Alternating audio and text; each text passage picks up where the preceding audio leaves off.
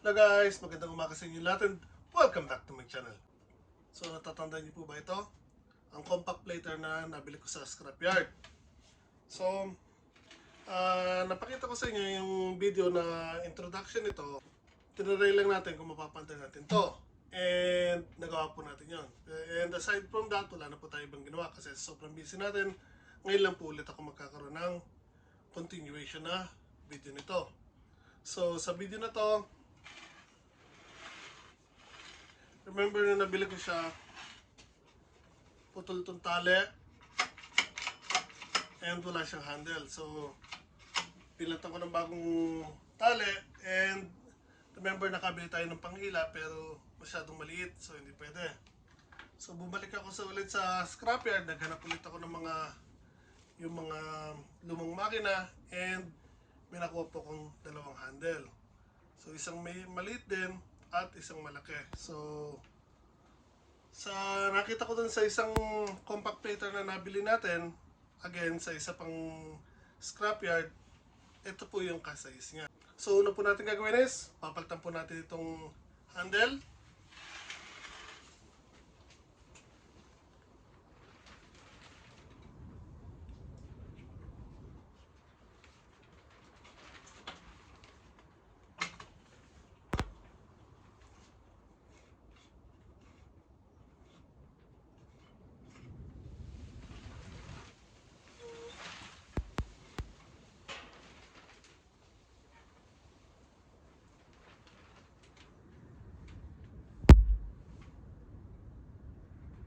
Check lang po natin kung hanggang saan lang yung kailangan nating haba. Then, bago ko siya totally ibuhol,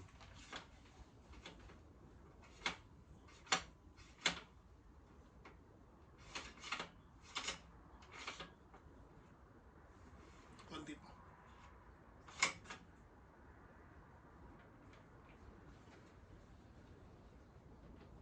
So, bakit naman ko iwanan natin nakalaylay? Kaya, i-adjust natin yung sa sakto lang. Kaya na siguro yun dyan. Ito rin.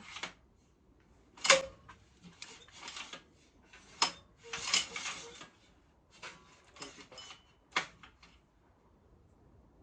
So, hindi niya kailangan actually ang sobrang haba na tali. Again, i-adjust lang po natin sa yung kakailanganin niya na haba.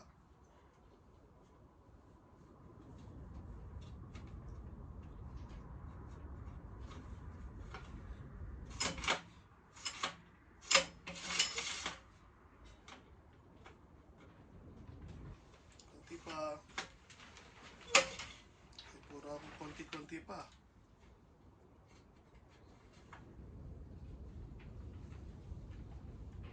So, aside nga pala sa paglalagay natin ng handle dito,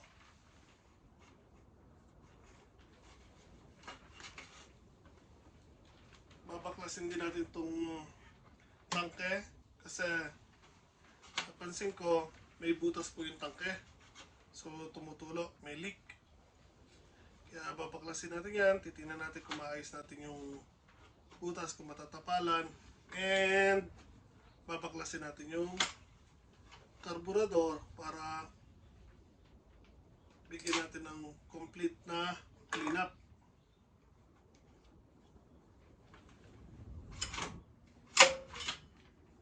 So medyo nakalaylay pa na konti pero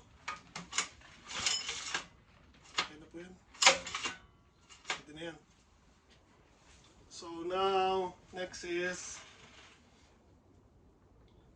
baklasin muna natin itong tangke.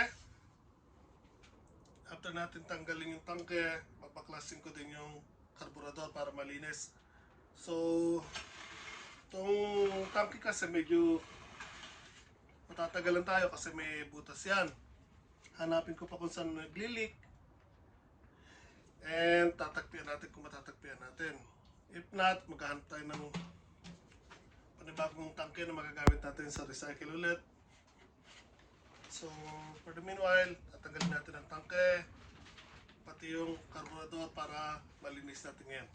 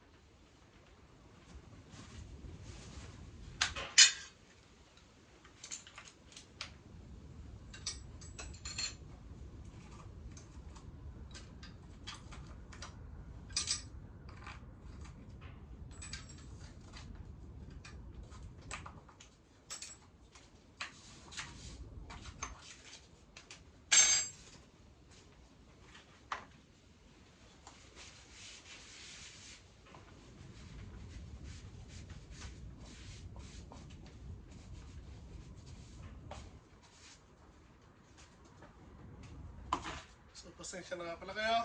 Makalat dito ulit. O lalo makalat ngayon dito sa loob ng talyer ko kasi again, winter na po. So, andito lahat ng mga halaman ko. So, hindi ako makapag-ayos. And lagi po ako nagsisiga dito sa may wood stove ko. Kaya maalikabok.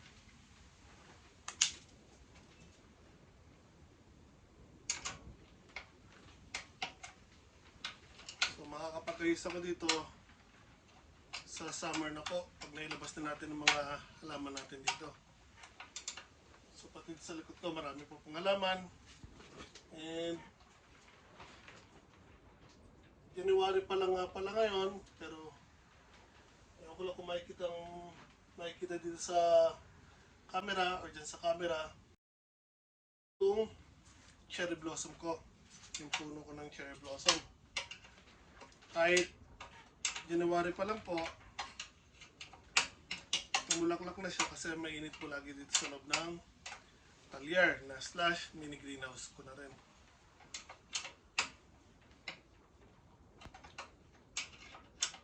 Pero po sa yung kaalaman po kasi ang cherry blossom is nagbo-bloom ang bulaklak niyan pag painit na po dito sa Japan. So ang cherry blossom ang nagsisinyales na start na po ng summer or spring dito sa Japan.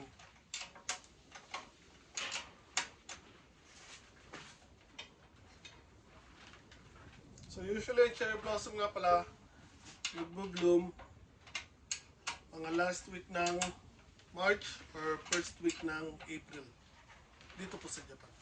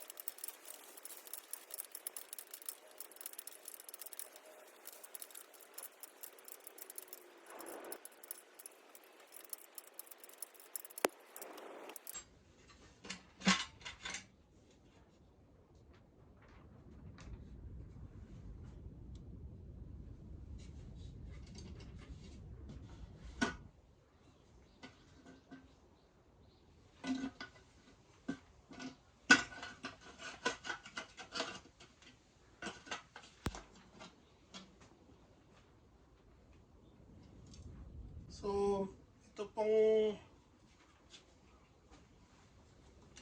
shut-off plug niya, nagbaklas na nito dati. Nakaliko na yung ibang mga parts. Hindi maayos na balik. So again, ito po yung hose na nakakonekta po dito. Maluwag na po. So and matigas na rin. So once na naka-open to, nagkakaroon po siya ng leak dito. Aside from that, ito po maluwag din. So may leak din po siya dito. So hopefully, dahil lang hindi na isarado ng maayos o nahigpitan kaya nagli-leak. So may dalawang lugar na po tayo nakita na maaari pinanggagalingan ng leak. Dito po. And dito. So pinihit ko ng kamay ko, napihit po. So ibig sabihin maluwag, hindi masyadong mahigpit. And dito yung hose na nakakonekta dito, maluwag na rin po. So totally nakatusok lang na ganyan ng paghawak ko. Natanggal na agad. So yun, pangalawa. And hanap pa po tayo ng ibang lugar. Kasi I think ang napansin ko dati, mayroon din leak siya dito sa lugar na to. Yung pina-under natin to. Pero again, hindi po natin ngayon hahanapin yan dahil medyo trabaho yan. Tabi muna natin yung tangke. Later po natin ayusin yan. So, as of now, or for now, again, ang main concern po natin ay itong karburador. So, babaklasin natin yung karburador at lilinisin. So, again, tulad po na nasabi ko, before me, meron na pong nakapag-baklas nito. Paano ko nasabi yon? Ito po kasi, meron po dito nakabend itong cover ng block at ng spacer ng block at ng tangke ng gas.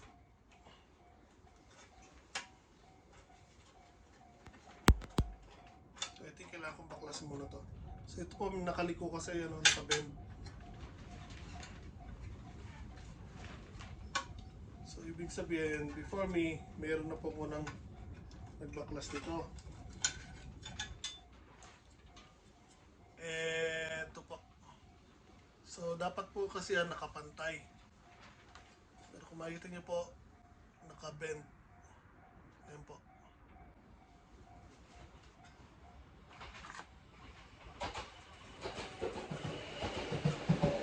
Ayan na, pakita ko sa inyo.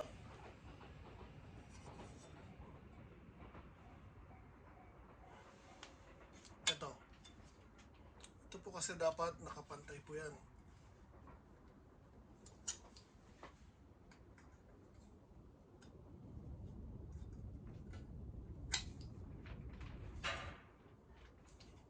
Simple fix, okay na po. Dapat po kasi ganyan itsura niyan. Ayan na nakapantay. Pero kanina po nakabend pataas. So ito, madumi din po yan. Pero again, later na po natin lilinisin ang mga yan. At samantalang kailangan natin magawa ay mabaklas ang karburador.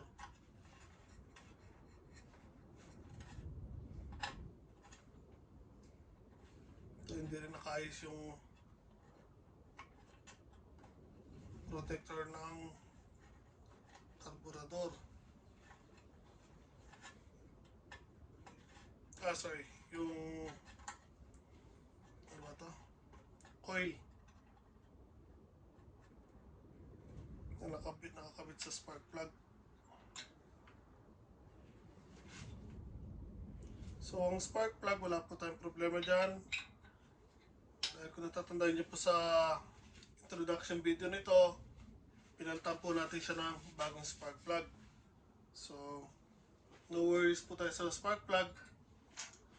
Wala po tayong gagawin dyan. Kasi nga, again, bago po ang spark plug natin.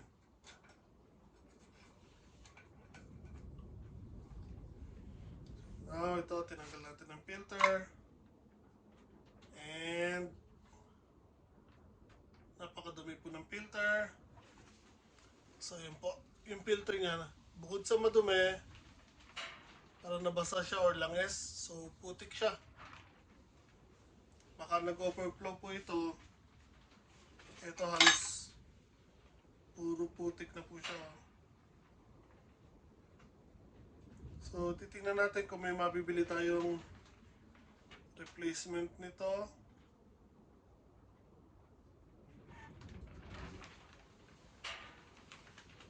Pero kung wala, titingnan natin kung malilinis natin or makukuha natin sa linis. So now, bakasin natin itong karburador. Again, reminder lang po sa mga nagbabalak na magbaklas ng mga ganito, ng mga motor, karburador, o anumang pyesa. Again, bago po kayo magbaklas, make sure na natatandaan nyo po kung alin ang una yung binaklas para yun po ang pinakahuli nyo ibabalik. Or kung hindi naman kayo palatandaan, kuha kayo ng phone, kuha nyo ng picture.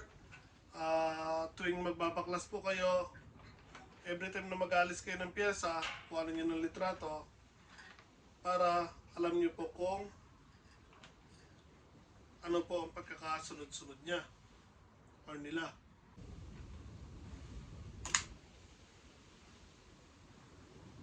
Okay guys, ito po, nabaklasan natin ang karburador.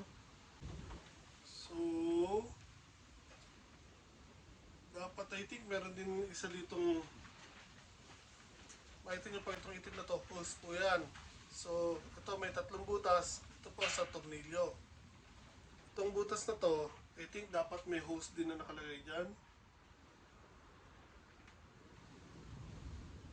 Or binutasan niya lang ba?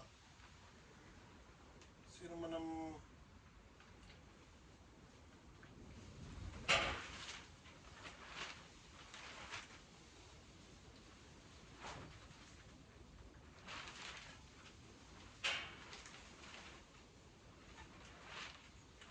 I think binutasan lang.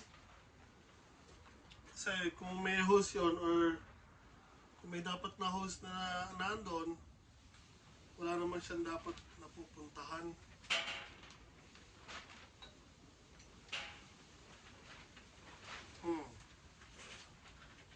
So, ano kaya yung pinag-iisip ng dating may-ari nito? Or nagbaklas? Bakit niya ginawa yun? So, itong hose nito medyo maluwag na rin. Kung makakakuha tayo ng replacement hose para dito, papalitan po natin. Pero kung wala, eh, gagamitin na lang po natin ulit yan.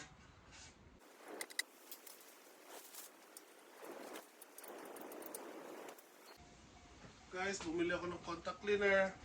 So, nabaklasan natin yung carburetor. Now, lilinisin ko lang ng pansamantala itong paligid ng pinaglalagay ng carburetor kasi medyo madumi. So, ito, lilinisin ko lang itong area na yan gamit ang contact cleaner.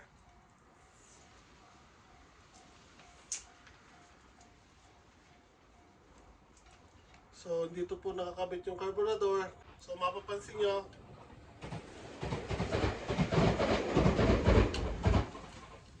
lagyan ko po ng basahan para wala pong pumasok na dumi at ito pong contact cleaner pag nilinis natin siya.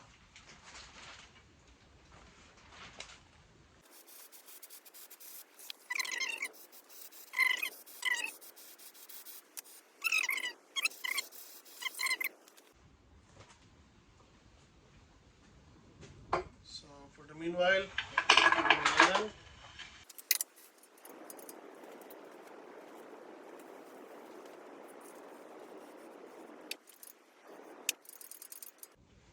okay guys, so dito naman tayo sa carburetor.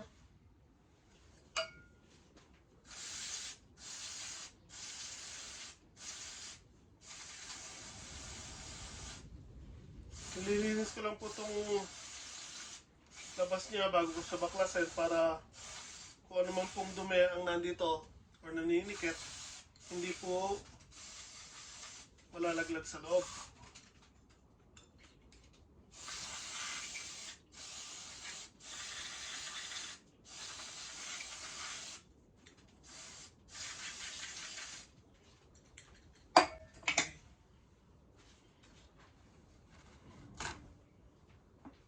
So sa pagbabaklas po ng carburetor, dahil ganitong mga single lang, meron po akong video na nagawa.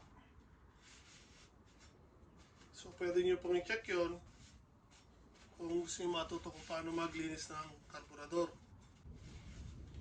So yung tutorial ko niyan applicable din sa carburetor ng scooter. Ganito po, mga engine motor. Halos pare-pareho lang naman po sila.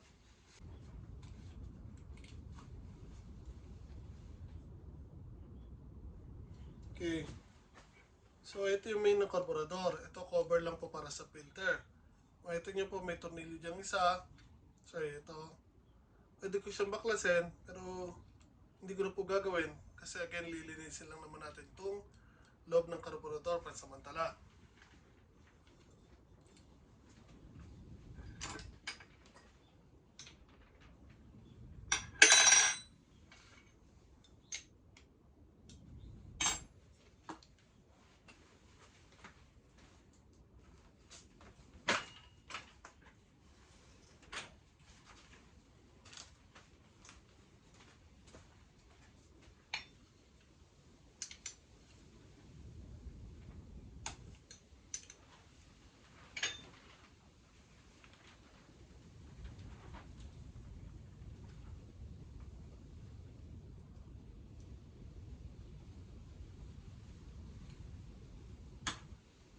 Okay, so again, first time kong babaklasin itong carburetor niya.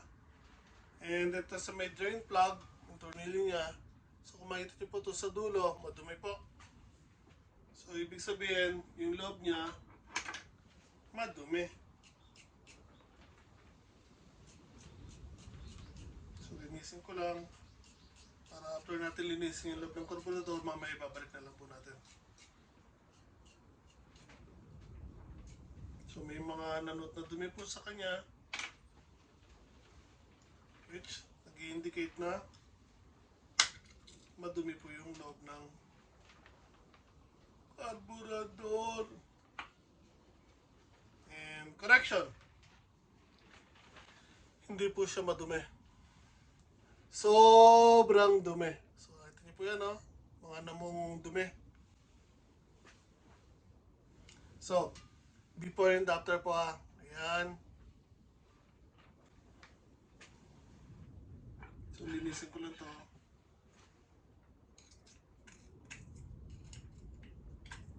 Grabe. Kaya ginawa niya yung gumagamit ng ending compactor na to. Kalawang na to eh. So most likely, talagyan siya ng tubig.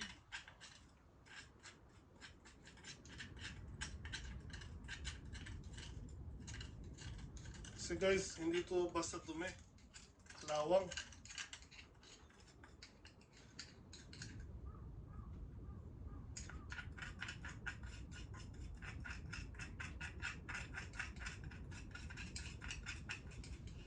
So bigyan ko lang kayo ng idea.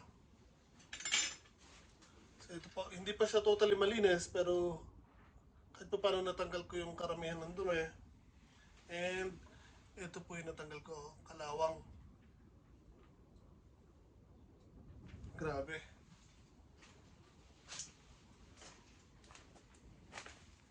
Ito guys, oh. So, again, lalagyan siguro ng tubig ang tangke nito. Kaya po nagkaganito. So, linisin lang natin maayos. So, 100% pati yung loob ng jetting nito, may mga duming nanuot. Kasi nga, again, dito pa lang, may mga namuuna na dumi. So, most likely, pati yung mga jettings nito madumi.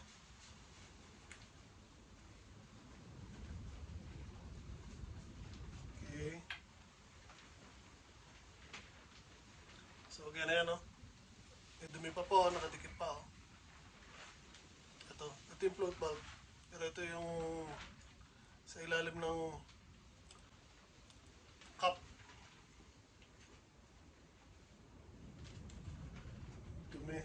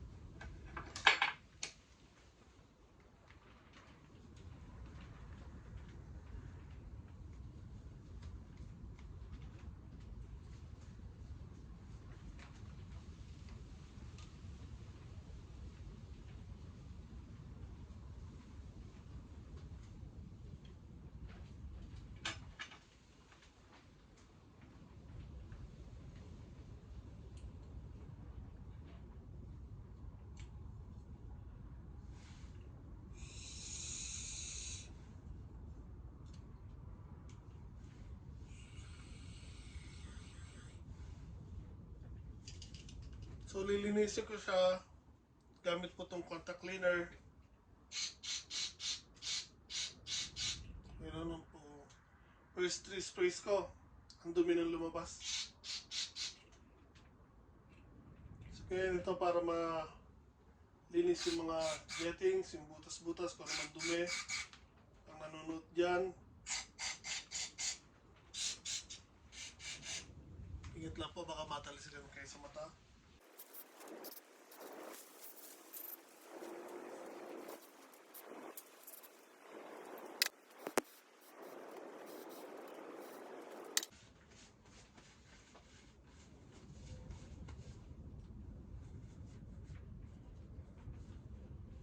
So, bago natin ibalik yung mga parts ng carburetor, yung mga binaklas natin, ilinisin lang po natin maayos.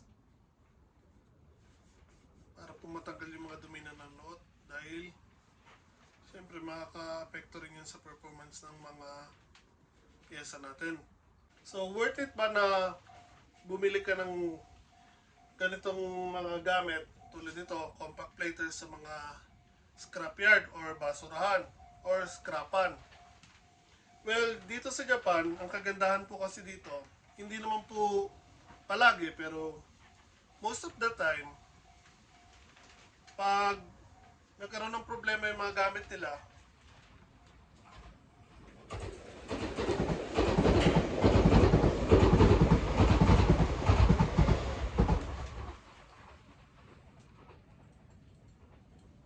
again, most of the time, pag nagkaroon po ng problema yung gamit nila, karamihan, kung ipaayos man, most of the time sa mga kung saan ba, sa mga kung saan pinagbilihan nila. Meron kasi dong mga nagagawa ng mga ganito. And meron din namang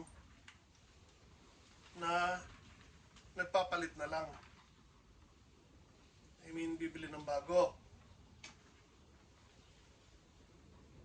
Pero meron din mga katulad ko na nagbabaklas. So, ang pagbili ng mga ganitong mga motor o makina, actually tiyempuhan din. Ang tulad ng sinabi ko, meron mga nagbabaklas tulad ko at meron ding hindi. So, tiyempo kayo pag nakabili kayo ng ganitong motor na hindi pa nabubuksan.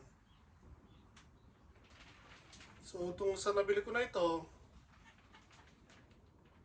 aside from me, meron na pong nakapagbukas kasi again, yung ibang gamit, hindi maayos na naibalik, nakabaluktot. Pero, kampante pa rin ako kasi nga again, yung sa first video niya na ginawa ko, or yung introduction video nito, nakita nyo na, nakita nyo na napaandar ko na po siya. So, kampante po ako na maayos pong aandar tong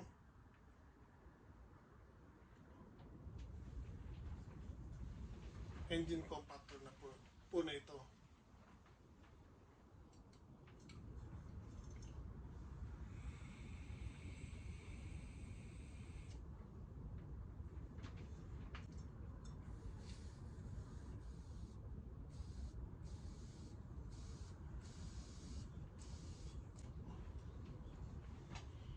Okay, so chinek ko lang po kung may leak ba siya or kung gagana yung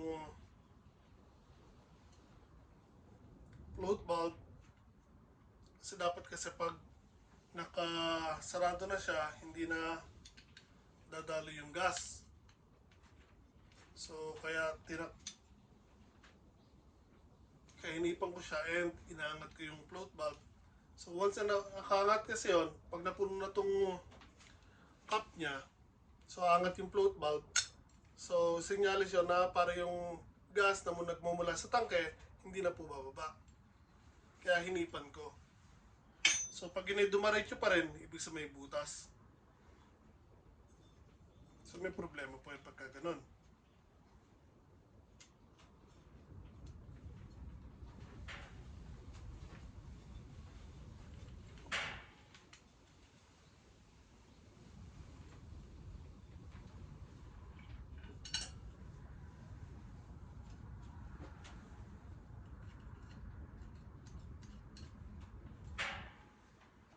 Okay, so ibabalik na po natin tong karburador.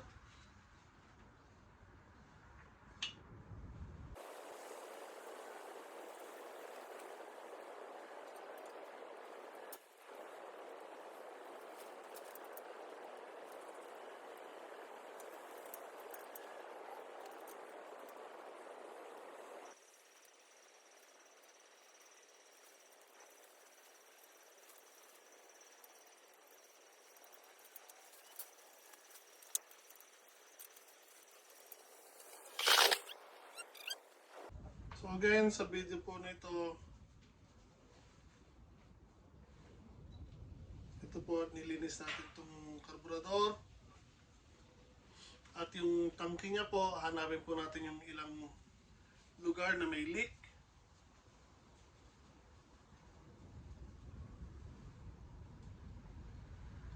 Tapos papalitan din natin itong hose sa karburador. So, ang alam ko meron akong ganitong size na hose. Kaya nga lang hahanapin natin. Pag nakita natin, papalit natin. Pag hindi, well, kailangan po natin magantay.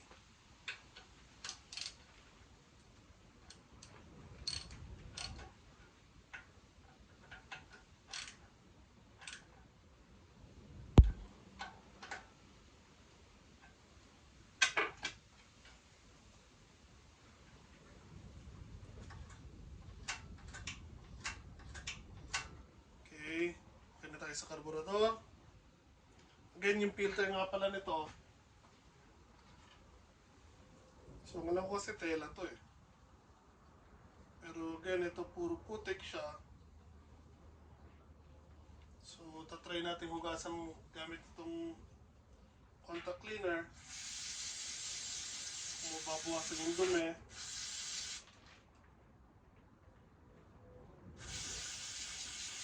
Pero again, ang filter kasi tela.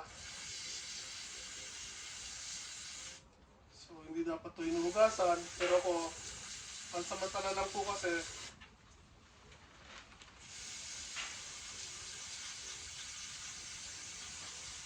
hindi ito umubra, bibili po tayo ng replacement niya.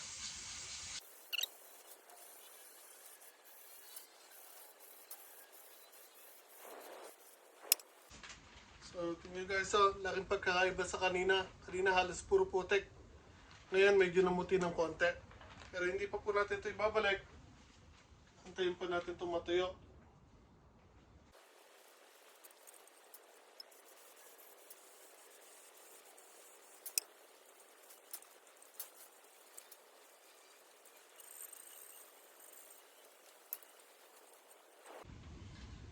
So ito, nakabend din, no? Ibig sabihin, bumangga yan. Kaya, nakabend po siya. So, tatry natin diretso.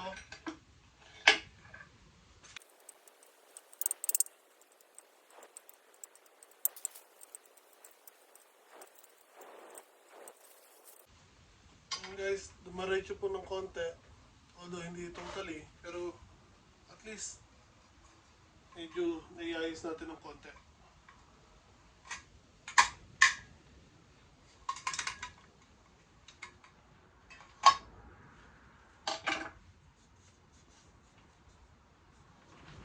So for the meanwhile, yung filter hayaan natin matuyo.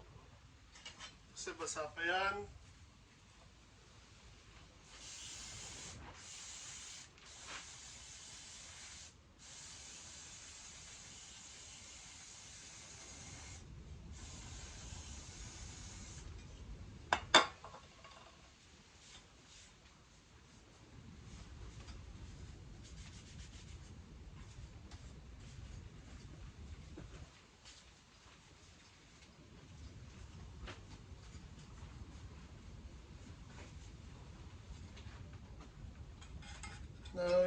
natin itong protector cover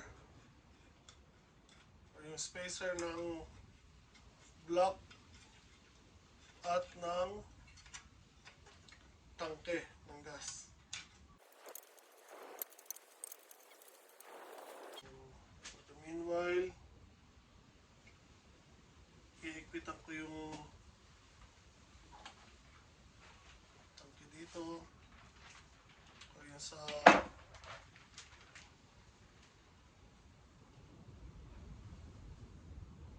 gas cap ba tawag dito?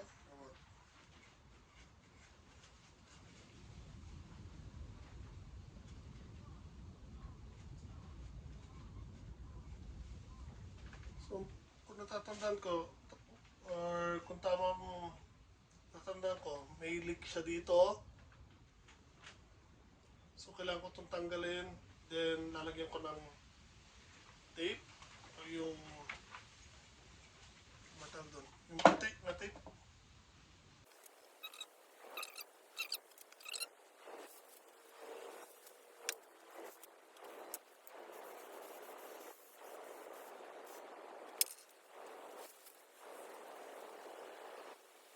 So, kung nakikita niyo po, napihit ko po siya ng kamay lang.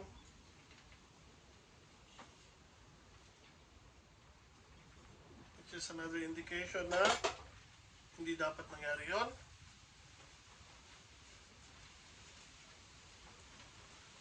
So, yan, lilinisin ko lang po yan. So, lalagyan ko ng tape bago ko ibalik.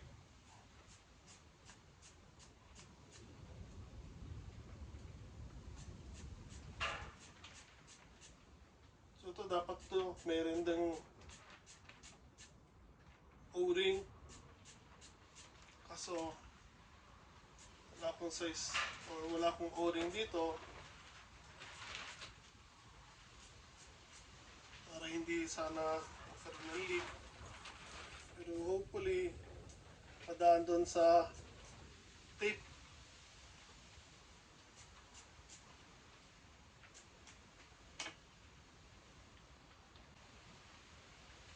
Here, kulang po ako ng tape.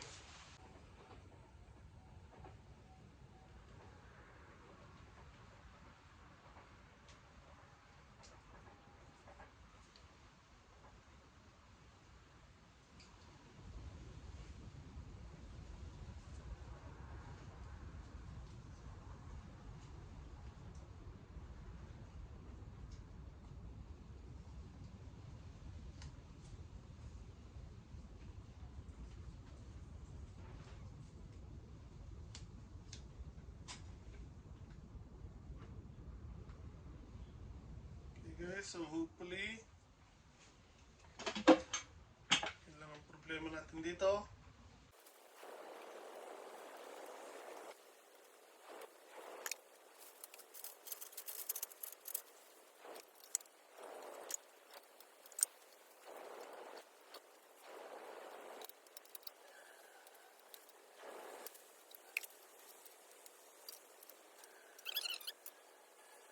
So again dati, may napansin ako parang may naglilik dito. Nga lang, hindi natin alam kung saan nagmumula yan. So, for the meantime, pansamantala, babalik natin to. Papalitan natin yung hose. And lalagyan ng konting gas para makita kung saan nagkakaroon ng leak.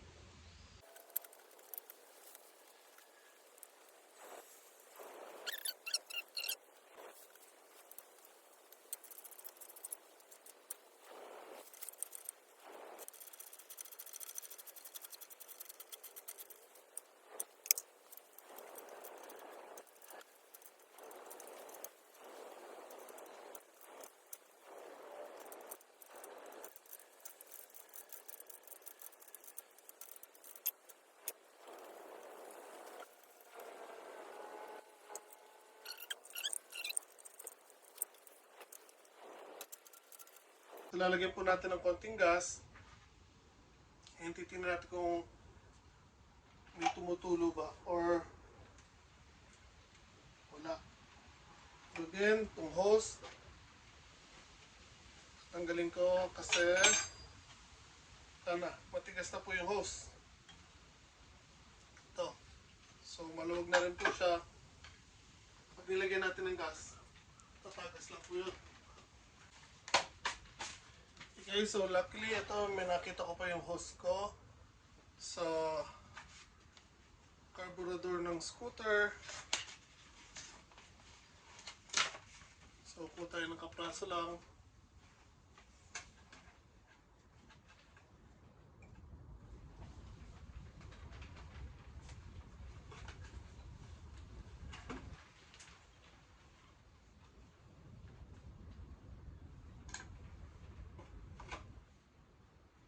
Silang kailangan natin guys. So ito, ganito lang po kahabang kailangan natin. Ayan.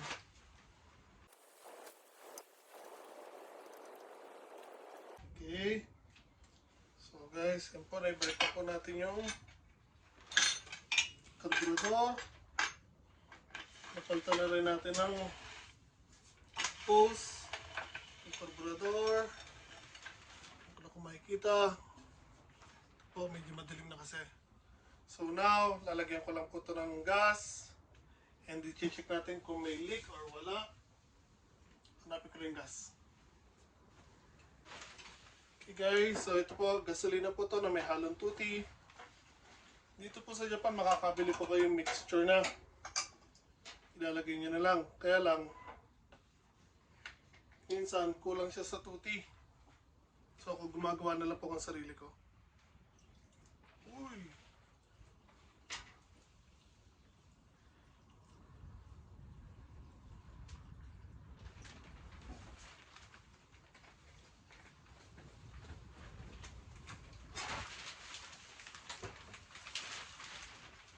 Okay, so punasan lang natin yung mga tumulo.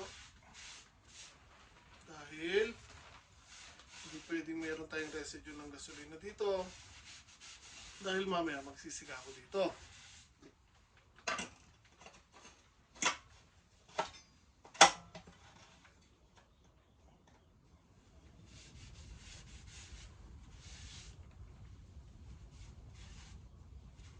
So now, tingnan natin kung merong mga may magli-leak or not.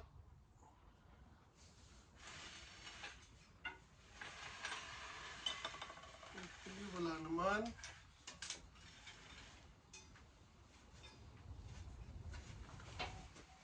And last time dito may nakita kong tumulo. So, antay lang po tayo. Saglit.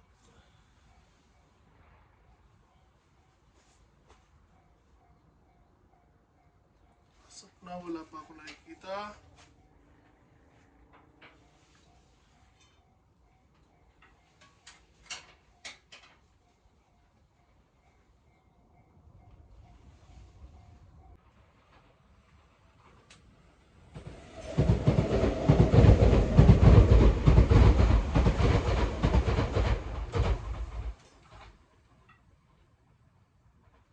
So as of now, everything looks good. Mukhang wala nang tumutulo. Or wala pang tumutulo.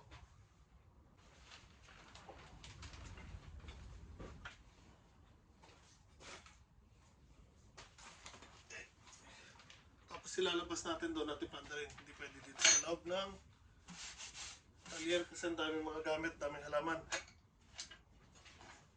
So ito, gamitin naman natin ng persahan. Baba natin. Okay. Mabigat siya. Okay guys, so hilahin ko lang ito palabas.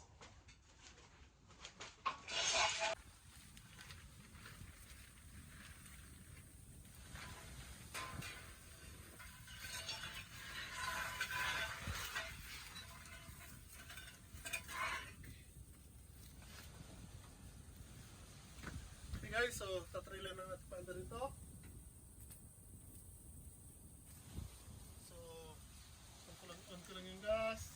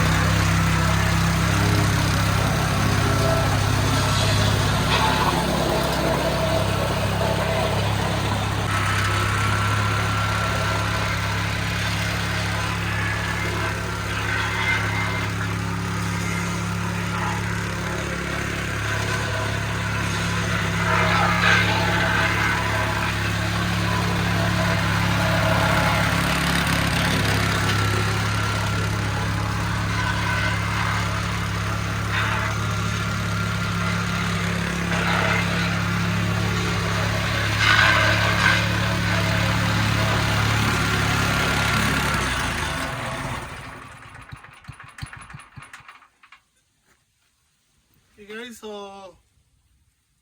okay na po. Okay guys, so success po yung ginawa natin paglilinis ng karburador.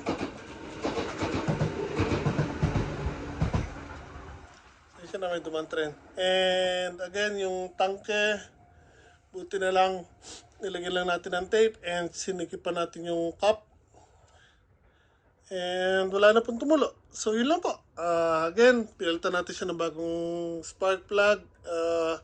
Nung first video na nilabas ko, sa introduction video niya. Then pinalitan natin yung hose mula sa tangke papunta sa karburador kasi again, may matigas na po yung hose. So, okay na po yan. So, pag may time na ako, tatanggalin natin yung lumang pintura. Lilinisin natin totally and papalitan ng panibagong pintura. So, para mas maganda siyang tingnan. And so, again, tapos na po yun. Next naman, ito po. Ito po yung isa pang nabili ko na engine compactor. So, susunod na video ko naman po ay ito.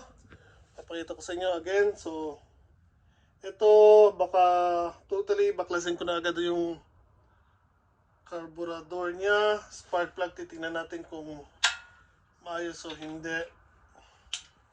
So, yun. Abangan nyo po ang next video po. Ito naman po yung pangalawa natin or second na engine compactor na nabili din po sa recycle or sa scrapyard, sa basurahan. So, yun.